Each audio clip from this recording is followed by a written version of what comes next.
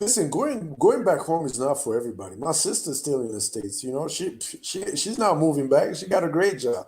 You know, she's not going to get that kind of salary here. Yeah. It's not for everybody. I mean, as long as you can come on vacation and everything, you know, it's a personal decision you have to make.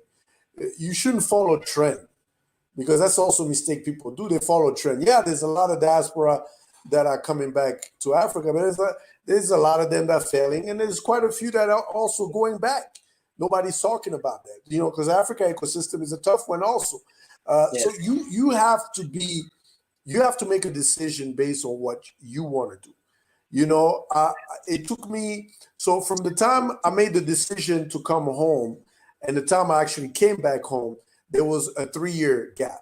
So in 2008, that was the second time. So the first time I visited Rwanda was in 96. The second time was in 2008. And I saw the changes.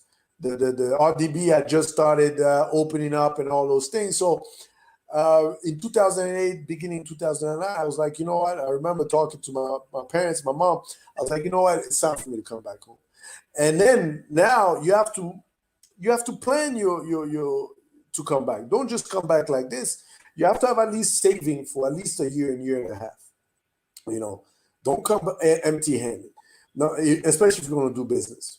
Number two, if you're diaspora, you should at least, in the meantime, while you're trying to figure out what you want to do and all, build yourself a small home or a house. So you don't have to worry about rent and all this nonsense, right? That would be beneficial if you can, of course. And number three, you need to plan. You need to know what you're coming home for. Are you coming home to look for a job? Are you coming home to start a business? If you're coming home to start a business, in what sector? You need to do your research. Please do your research, you know, and then give yourself enough time to plan all these things and then take the jump. But it's harder as you get older.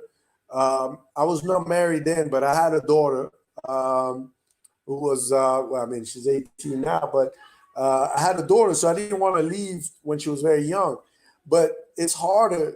The more established you are in another country, the longer your roots build, the harder it is to leave, especially if you have a family, if you have kids over there, that makes it even harder. But you need to know why you're coming back home for. You need to ask yourself some key question that's going to help you make a better decision. Very powerful advice.